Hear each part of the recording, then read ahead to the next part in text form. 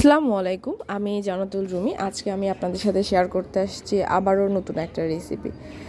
আজকে আমি দেখাবো কিভাবে প্রেশার কুকারে গরুর মাংস ভুনা করা হয় খুব সহজ পদ্ধতিতে আর খুবই কম সময়ে। তো প্রথমে আমরা প্রেশার কুকারে এখানে আমরা প্রায় 2.5 কেজি পরিমাণের গরুর মাংস নিয়েছি। গরুর মাংস প্রথমে পানি দিয়ে খুব ভালো মতো করে ধুয়ে নেবেন, কারণ এর মাঝে অনেক ছোট ছোট বালুর কোনা থাকে। তো গরুর মাংস ভালো করে ধুয়ে নেওয়ার পরে প্রেশার কুকারে সবগুলো গরুর মাংস নিয়ে নেবেন। নিয়ে নেওয়ার পরে এক এক করে আপনি এখানে পেঁয়াজ দিয়ে দিবেন। পেঁয়াজ এখানে আমি নিছি প্রায় 8 থেকে 10টা। এটা আমি পেঁয়াজ কুচি করে নিছি।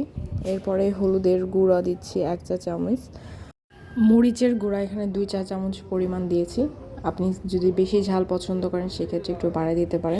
লবণ এখানে স্বাদ পরিমাণ ব্যবহার করছি, আপনারা লবণ টেস্ট অনুযায়ী দিতে পারেন, যে কম বা বেশি এরকম।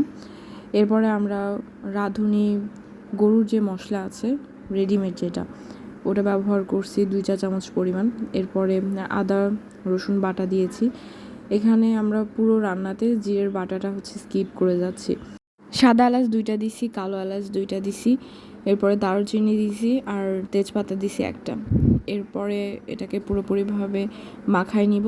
মাখায় নেওয়ার পরে এখানে সামান্য পরিমাণ পানি অ্যাড করব। বেশি পানি অ্যাড করার কোনো দরকার নেই। প্রেশার কুকারে মাংস রান্নার ক্ষেত্রে পানির পরিমাণ অল্প হইলেই চলে, মানে বেশি দিলে দেখা যায় কি ওটা উপরে বের হয়ে যাবে এরকমটা। তো এই তো ফাইনালি চুলায় বসায় দিচ্ছি। এখন যেরকম এটাকে শীষ বলা হয়, বা আপনারা কি বলেন আমাকে জানাবেন, এর থেকে ভালো ওয়ার্ড আমার জানা নাই। তো এখানে যেরকম শীষের শব্দ শুনলেন, এরকমটা 5 থেকে 6টা যখন উঠবে তখন নামাই ফেলবেন। নামাই ফেলার পর এই তো এই অবস্থা। এখন আমার এটা মোটামুটি হয়ে গেছে। এখন শুধুমাত্র মাংসটা তেলানি দেওয়ার পালা। আর আমার যেহেতু ঝোলটা আমি চাচ্ছিলাম কমানোর জন্য, এত বেশি ঝোল রাখবো না, এই জন্য চুলায় বসায় দিয়ে আমি ঝোলটা একটু কমাই নিছি। আপনারা চাইলে এটা ঝোল করেও খেতে পারেন। আমরা বেশিরভাগ ভুনা টাইপের পছন্দ করি। তো রান্নার এই লাস্টের অংশ তেলানি দেওয়া, এটা আপনি চাইলে স্কিপ করে যেতে পারেন, আবার এটাকে ফলোও করতে পারেন। প্রেশার কুকারে রান্না করলে হয় কি, খুবই কম সময়ে আপনার মাংসটা অনেক বেশি সিদ্ধ হয়ে যায় আর অনেক জুসি হয়ে থাকে।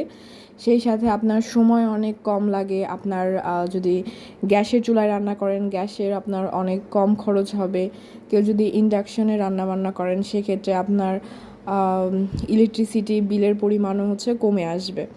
তো প্রেশার কুকারে রান্না অনেক বেশি মজা হয়ে থাকে যদি মশলা সব পরিমাণ মতো দেওয়া হয় আর কি।